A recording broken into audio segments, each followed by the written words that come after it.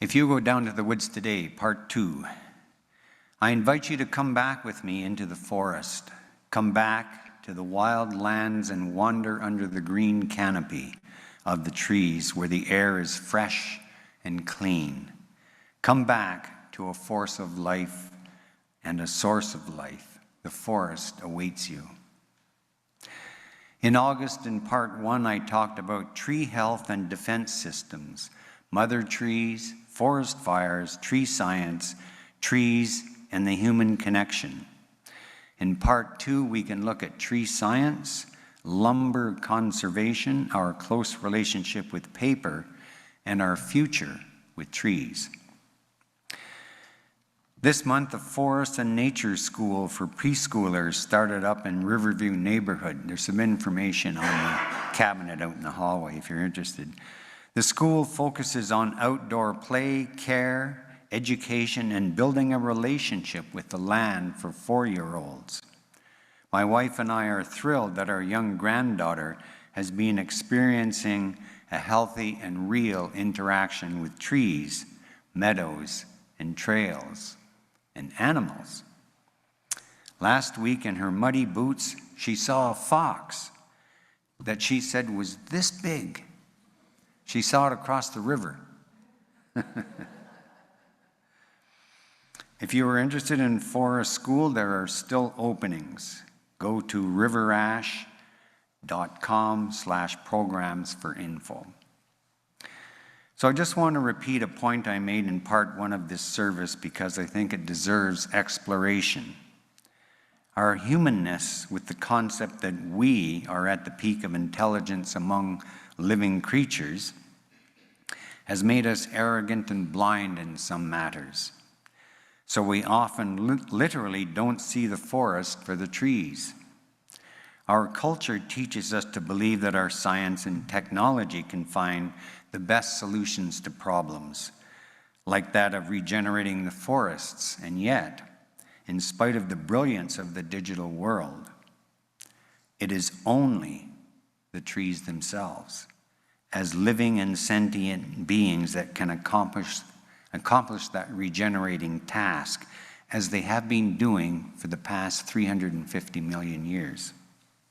And in the process of regrowing themselves, the trees also regulate the air so that all life can continue to live on the earth. Gaia theorist James Lovelock wrote about this in the 1970s. Why has it taken 50 years for this vital information to sink in? Forest scientist, educator, and author Dr. Suzanne Simard described how the forest works. Root begets fungus, begets root, begets fungus. The partners keeping a positive feedback loop until a tree is made and a cubic foot of soil is packed with 100 miles of mycelium. A web of life like our own cardiovascular system of arteries, veins, and capillaries. These young trees got their start in the shadow of the old by linking into the vast mycelium and receiving subsidies until they could build enough needles and roots to make it on their own. Do we think that we can ever build an artificial root fungus system like that, so essential for forest growth? Not likely, but what we can do is to stop cutting down mother trees, who can rebuild the forests. And everyone can find better ways to conserve lumber. A number of years ago, my son and I built a large deck on my house from used 2x8 rafters I bought in Transcona at a fraction of the price of new timbers. If you wish to see Dr. Suzanne Simard in the forest, and if you haven't guessed, she's a hero of mine, she has a few videos on YouTube, long now, TED Talks, and on KarmaTube there is a 5-minute video called Mother Trees Connect the Forest. She argues that when mother trees die, they are able to pass along their wisdom to their kin, transmitting knowledge of what harms and what helps, and how to adapt as the weather and landscape changes. So I am thinking, when living things die, do they really die, as in gone, or do they transform into a complexity of other things? Is death then just the blue box of life? Let's take a look at one example. One summer years ago, I harvested a big armful of cattails and brought them home to dry in my front porch. On hot days that summer, the temperature in the porch rose to 40 degrees Celsius, and I was certain that the cattails were dead by fall. That winter, the temperature fell to -40, and everything was frozen solid. The cattails remained in a large vase in the porch over the next 2 years, when again the temperature ranged from +40 to -40. Then one sunny spring day, I came home from work and opened the porch door and found myself immediately engulfed in a cloud of a zillion floating tiny cattail seeds. I was astonished to see that the entire room of the porch was filled with the seeds, and thousands were blowing out the door as I disturbed the air. It was almost as if the seeds had decided, okay, when he opens the door, we make a break for it. Were the cattails dead? The youngsters who were billowing out the door certainly didn't think so.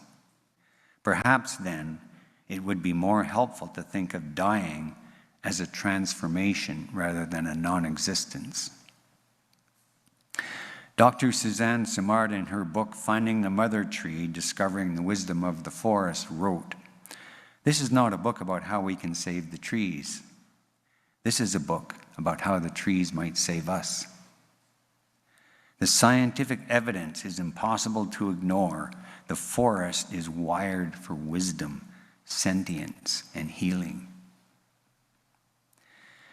Though we need to prevent forest fires, that practice has also allowed many trees to reach such an old age that the inner tissue in the trees that conducts food material, the phloem, is thick enough to support a huge colony of larvae.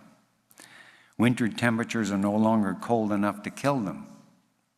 So there are now massive infestations of pine beetles and spruce budworms.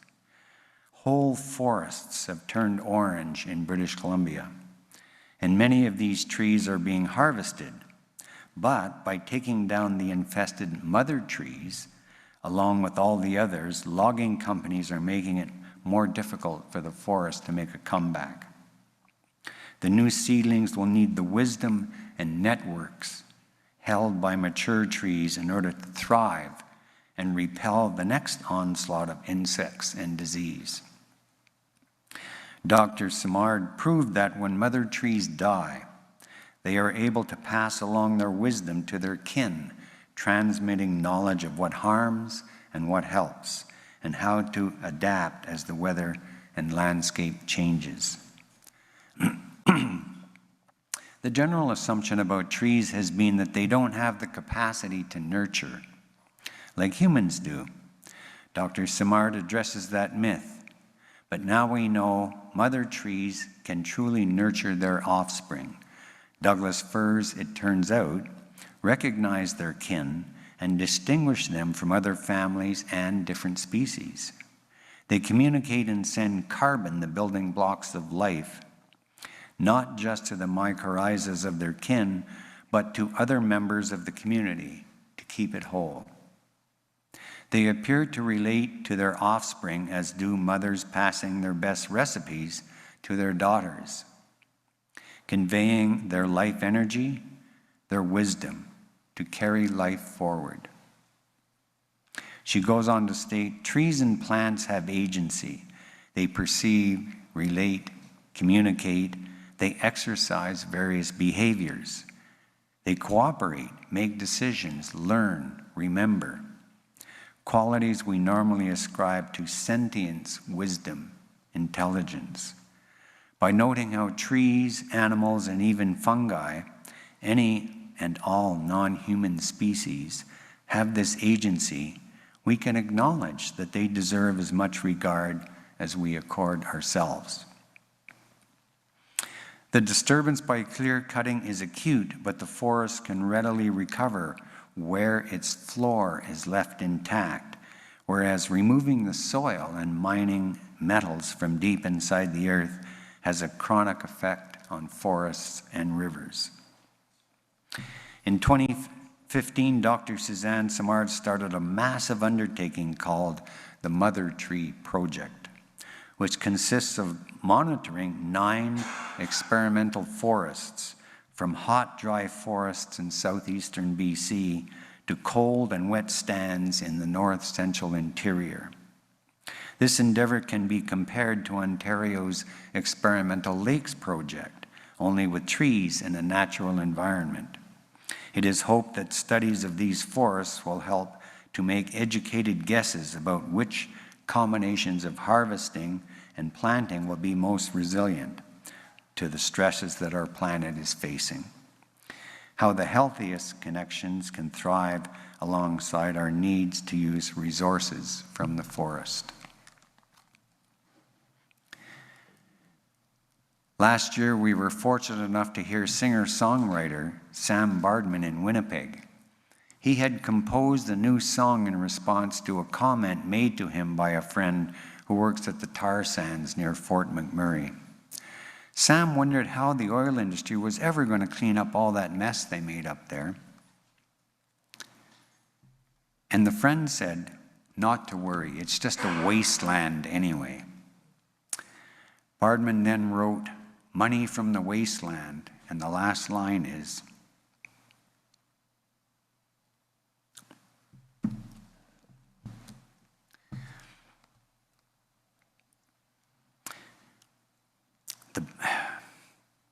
the boreal, the muskeg, and the marshland have never been a wasteland. The problem, of course, is not the oil workers or even the tar sands for that matter. The problem is the consumer, and maybe part of that problem is that we have been looking at wildlands as if they are things that contain commodities we want, instead of viewing wilderness as a living entity which possesses abilities to discern, which has connections comparable to the internet, and which holds knowledge, wisdom, and understanding that surpasses that of any geniuses in the human realm. This is not sentimental claptrap. Science has known for decades that the forest is a living, sentient organism. Now let's talk about our relationship with paper. It is interesting that back in the 1980s, we were promised that by the year 2000, we'd all be living in a paperless society. Well, even though most communications are now digital, we still use a lot of paper, and the pundits claim that we will never become an entirely paperless society. But where did our love of paper begin? This past summer, I finished reading Mark Kurlansky's book, Paper, Paging Through History. And he demonstrates that the invention and availability of paper was not the start of writing. Rather, it was the other way around. The very human need to record transactions, events, and thoughts created the demand for a cheap medium like paper on which to write. Our relationship with paper goes back about 2,000 years. But writing began in different parts of the world thousands of years before that.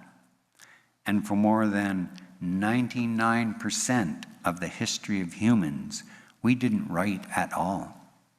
We were oral societies. When we did start to write things down, it was mostly for administrative and commercial purposes, and occasionally poetry. Poems were dictated to scribes, then read aloud to a mostly illiterate people. It seems that the Sumerians in Mesopotamia were the first to begin writing in 3,300 BCE, and some writings from Sumer have survived. You get poetry with a Steve service, So please listen to this poem composed by a bride some 5,000 years ago. Bridegroom, dear to my heart, goodly is your beauty, honey sweet. Lion, dear to my heart, goodly is your beauty, honey sweet.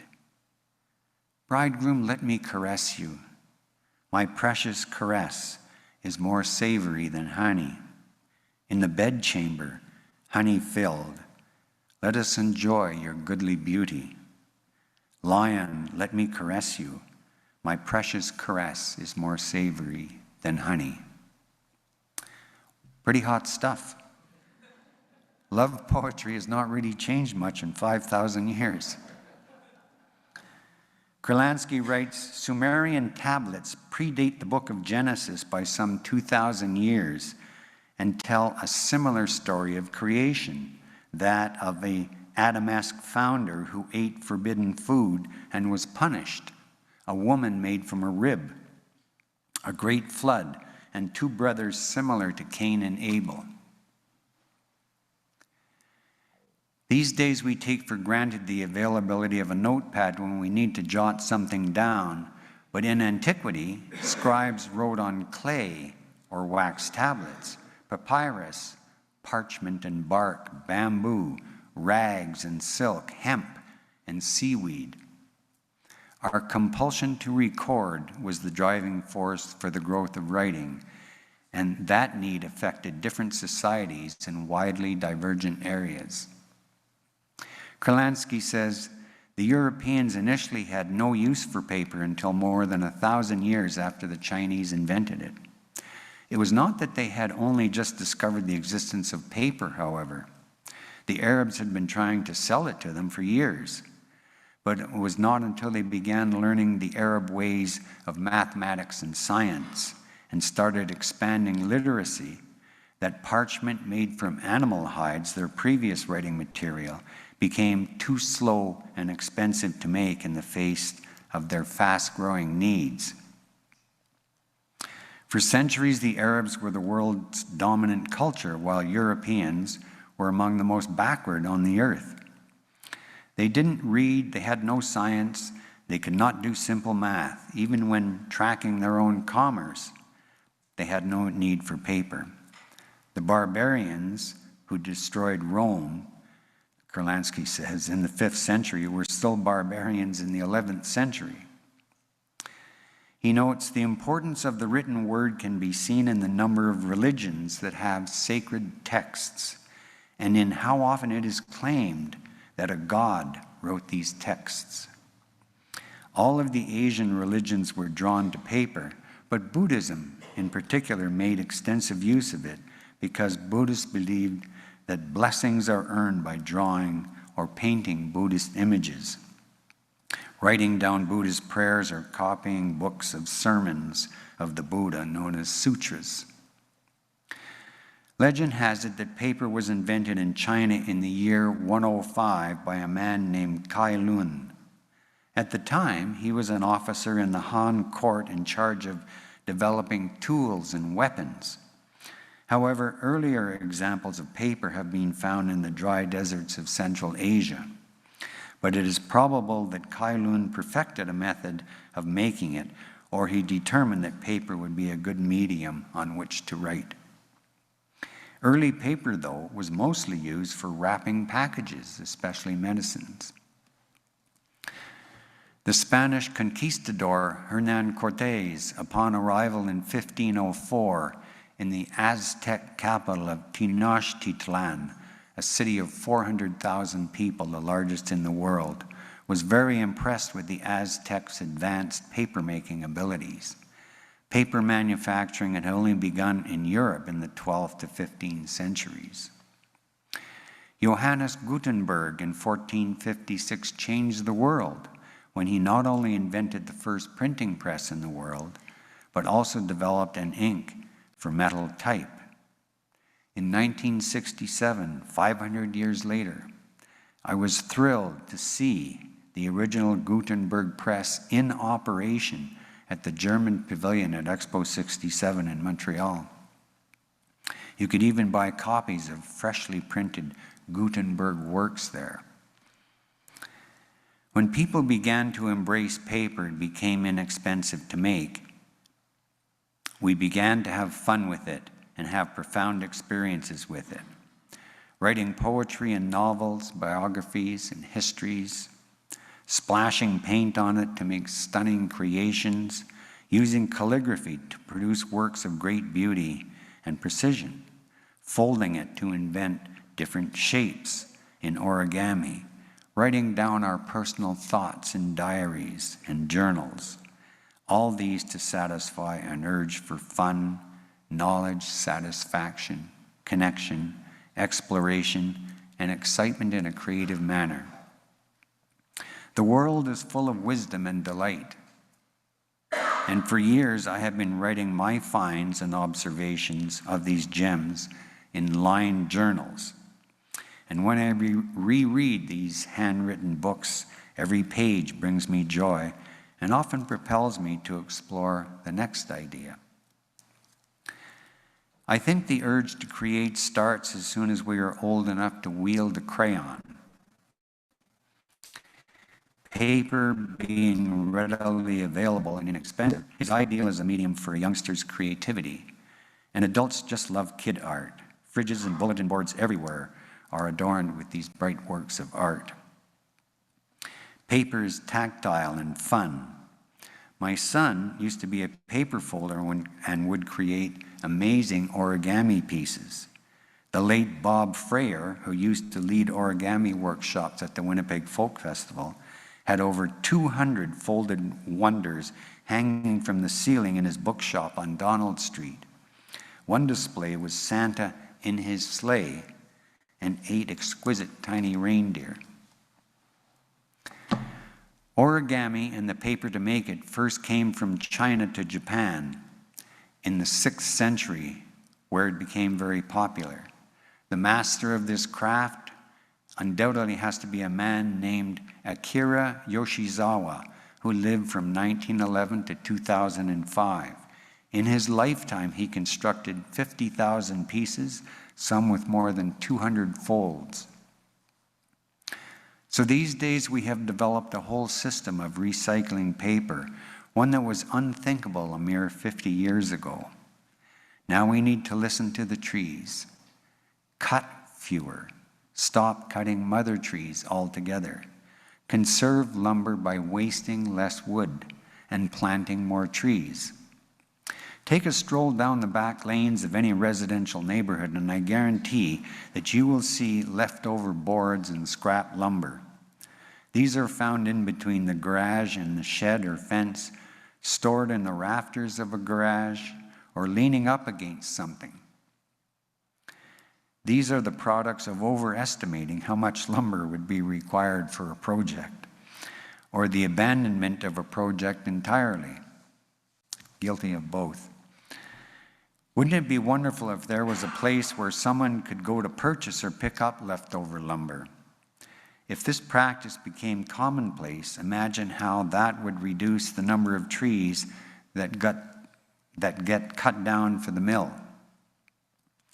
When we go to Kimberley, BC, we stay in a chalet-style building that has a ceiling beam 15 inches in diameter and is 20 feet long, supported by 2 10-foot vertical beams of the same diameter. None of this lumber actually supports the ceiling. It's all decorative, in keeping with the chalet style.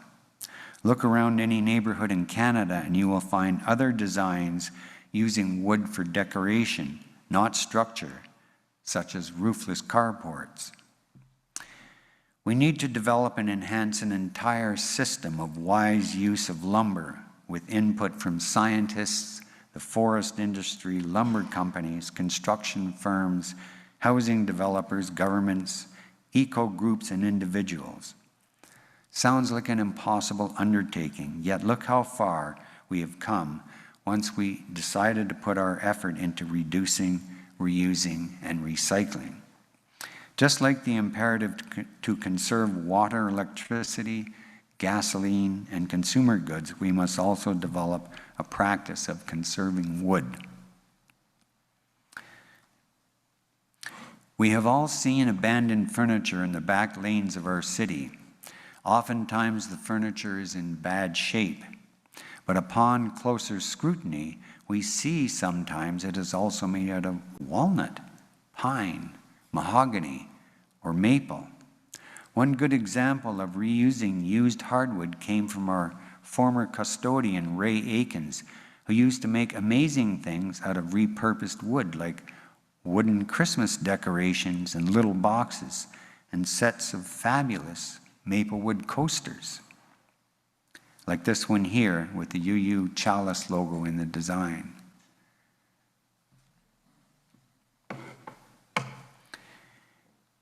If we develop a habit of conservation like we do with other resources, we could make a huge difference in our collective consumption of trees and protect more forests.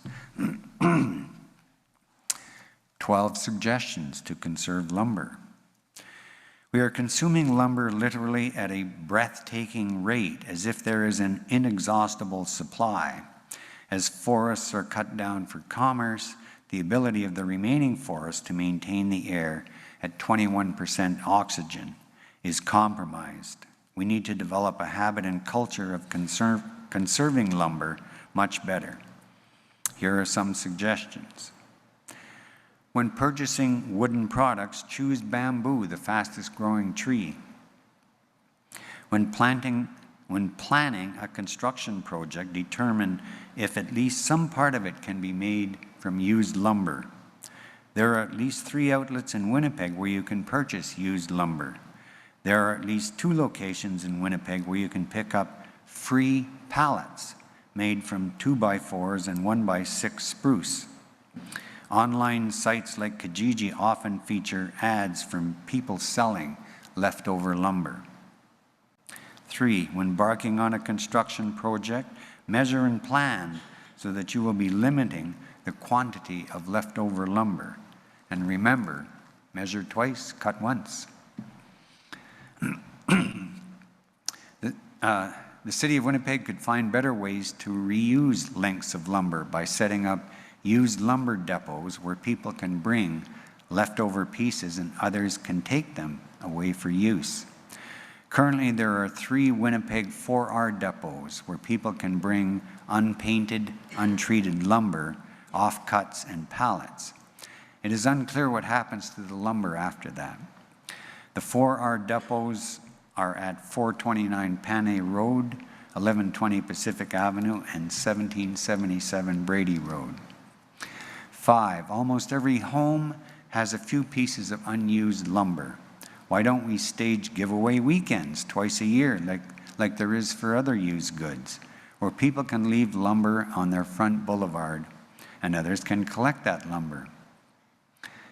On the week following, groups of eco-activists could drive around picking up the lumber leftovers. 6, we need to use less decorative lumber in building design, especially exotic lumber. Construction firms need to plan better ways to conserve lumber during construction. And construction sites need to save lumber used for temporary construction by later removing nails from it and reusing it for further projects, e.g. boards used for temporary cribbing, tree protection, and safety fencing. Often so-called scrap lumber is sent to landfills or to firebox companies for incineration. 9, plant more trees. Organizations like Trees Winnipeg can help with the details. We need to adopt a common ethos of conservation when it comes to using wood. 11, in logging, we must leave old-growth mother trees alone and stop clear-cutting. And finally, 12, find ways to repurpose old hardwood furniture. If it cannot be sold or repaired, find craftspeople who might be interested in taking it, or places like Arts Junction or Arts City. If you would like a list of these 12, you can email me, and there's a few copies on the cabinet out in the foyer. I have observed that if you give nature half a chance, it will surprise you at its ability to recover. Lakes Michigan, Erie, and Ontario were once written off as being so polluted with toxic chemicals, sewage, and metals that they would never recover. A few years ago, I had a lovely swim with family in the shadow of skyscrapers because mere decades earlier, the people of Chicago had figured out how they could clean up Lake Michigan. And the same is true for Lakes Erie and Ontario. Scientific evidence has shown time and again that the Earth is built for recovery, but we all need to lend a hand. And one of the main requirements of this planet is for people to drastically reduce their lumber consumption so at least we can take a breath while we figure out what to do for other environmental problems. Over the centuries, we have done a very poor job of looking after the forests. We got it all wrong. Maybe it's time now to turn it around and let the trees look after us. After all, that's what they've been doing for the past 350 million years. And finally, ethnobotanist and author Wade Davis writes, by some estimates, nature-based solutions have the capacity to absorb as much carbon as is generated each year through the burning of fossil fuels. Swiss researchers have calculated that more than 3.7 million square miles of land, an area the size of the United States, could be reforested without disrupting either urban growth or agricultural production. 1 trillion trees planted at a cost of $300 billion would absorb, according to one estimate, 2/3 of the greenhouse gases that humans have added to the atmosphere. Talking about our beloved Earth, Dr. Suzanne Simard wrote, "We are built for recovery."